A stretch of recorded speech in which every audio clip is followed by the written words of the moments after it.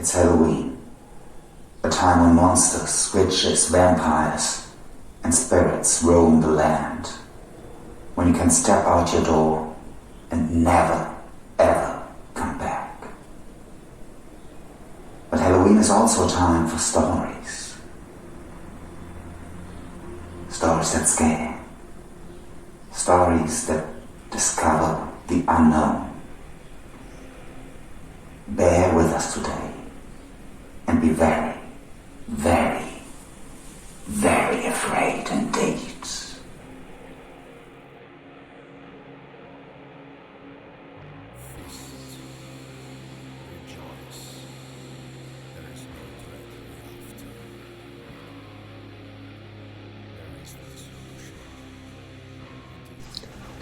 My paternal grandparents' house wasn't very big, but the gardens were, especially the one in the back, because my grandparents had a mini farm for personal use. Behind it there was the black construction of the house of one of my aunts, and then my grandfather's Maggie plantation.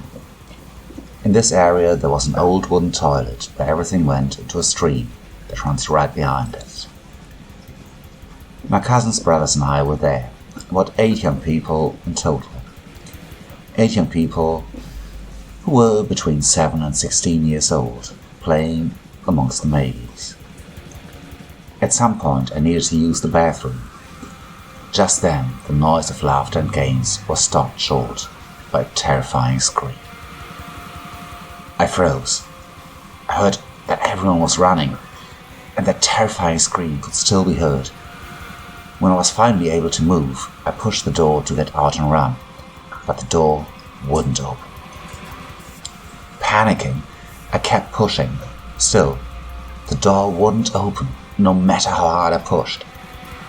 It didn't lock or anything. It just wouldn't budge. An eternal 5 seconds or so passed, and there was still that horrible, horrible scream. A cold sweat broke out on my chest, spreading all over my shivering body as I stood there, glued to the door. When at last I was able to open the door and run, I reached the garden and found my pale cousins and brothers. Some of them were crying, and I myself felt a cold and painful knot in my chest. The screaming stopped as suddenly as it had begun. We gazed in the direction of the Maggies, at the path that ran between them and the stream beyond. A white silhouette was floating in the stream, slowly drifting, carried by the current. My grandfather later told us that La Llorona, a water sprite, inhabited that water stream. He had already seen and heard her several times, and he warned us to never ever let her see us head on, or we should surely die of fright.